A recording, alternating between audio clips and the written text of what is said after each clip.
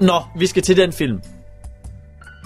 Det skal vi, og filmen det hele handler om, det er en film, der er blevet talt meget om seneste stykke tid, jævnfør den meget triste tilstand, tingene forholder sig i ude på Nørrebro.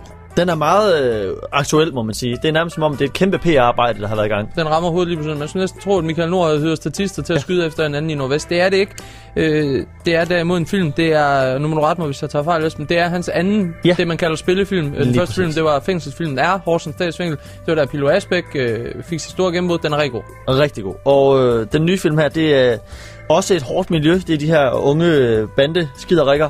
Det er det, man ved jo ikke helt, om man er man lidt sadistisk, når man siger, at de her film er gode, fordi jo hårde. Jeg havde faktisk troet, den var hårdere, den vi skulle se i går. Altså, Nej, det var jo ikke sådan, det er jo ikke splattervold, men det er jo den der ubehag. Man sidder sådan lidt, nogle gange. Splattervold er en ting. Ja.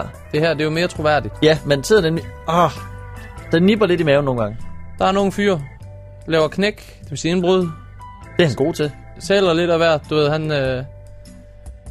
låner en eller anden kammeratsbil. Med lidt god vilje, så tjener han til dagen og vejen på et alternativt facon. Han er kriminel, hiver sin lillebror med ind i det. Der er noget med nogle forskellige parter.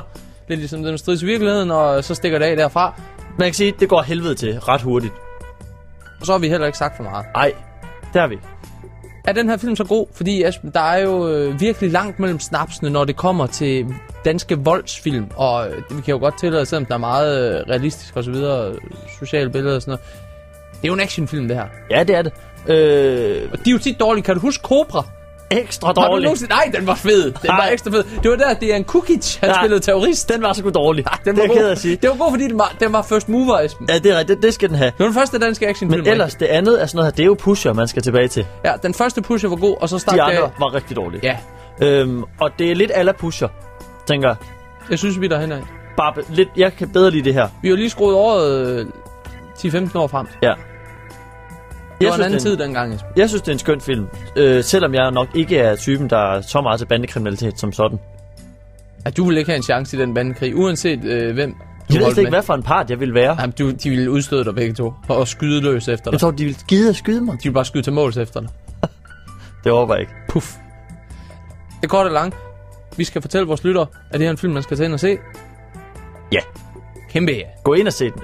Den er rasende god. Og godt være de næste dage. Gå ind og se den. Og det er jo også, der er jo sket det med dansk film, at det kan blive A eller B, når du går ind og ser en dansk film. Det kan enten være noget med Paprika Steen, eller også så kan det være noget med komikere, som ikke er skuespillere. Ja. Og hvad man synes om det eller ej, så er det forfriskende, at der også bliver lavet andet. Og den stort cadeau til film er, at der er jo rigtig mange ukendte skuespillere med. Det gør også, at man ikke sidder og tænker, det er ham for det, det er ham for det. Det er jo simpelthen almindelige mennesker, mange af dem. Man lapper det i sig. Det er nærmest som at se en dokumentar. Ja. Den er skidegod. Den får 5 stjerner herfra.